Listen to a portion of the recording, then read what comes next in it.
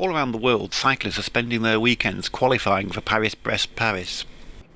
They're meeting old friends, fiddling with stuff and collecting their brevet cards. Hey, to McLean. How you doing, Neil? Grab it, sorry. Thank you. No, you've taken the wrong one, Neil. Reaching the starting line at Saint-Quentin-en-Yvelines is the main aim.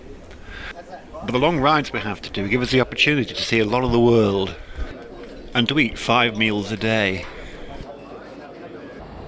It's always nice to start an adventure with a sea journey, and we were headed to the Isle of Mull.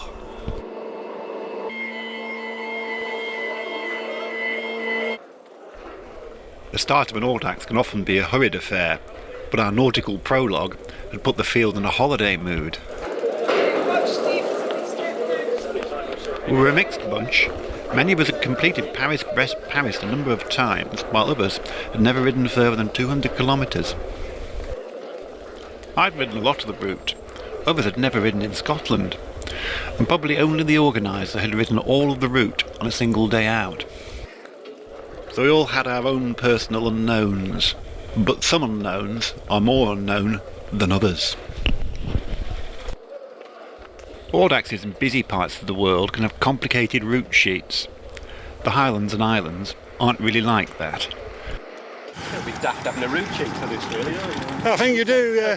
Between instructions. Not really necessary, is it? Still, off we go.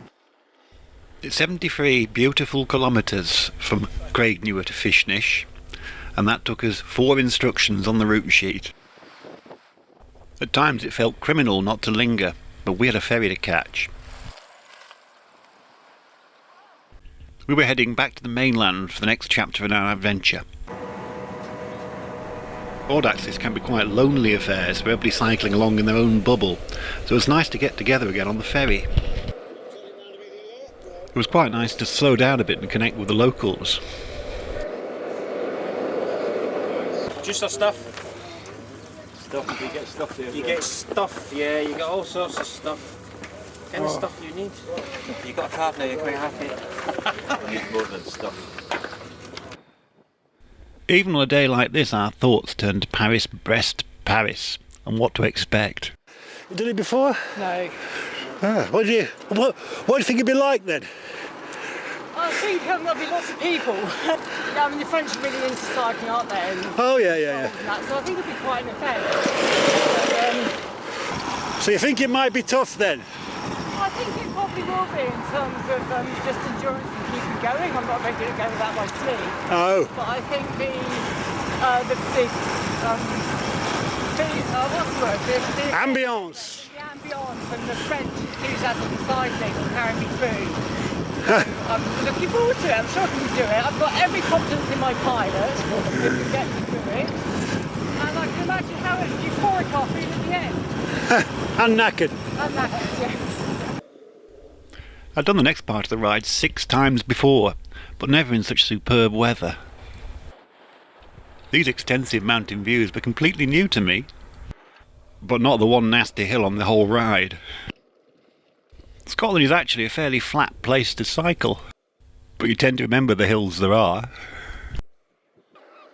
We'd already had 2 ferry rides, but if we were quick enough, we could get a 3rd one in.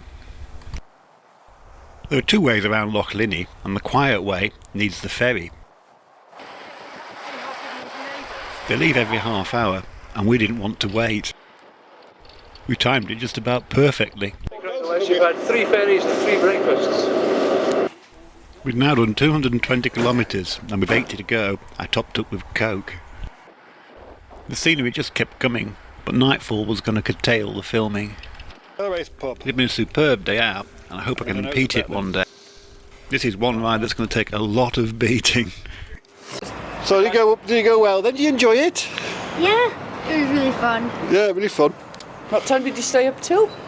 3:30, no, 3:15. Quarter past 3. Don't tell Mum. I've just been caught on video.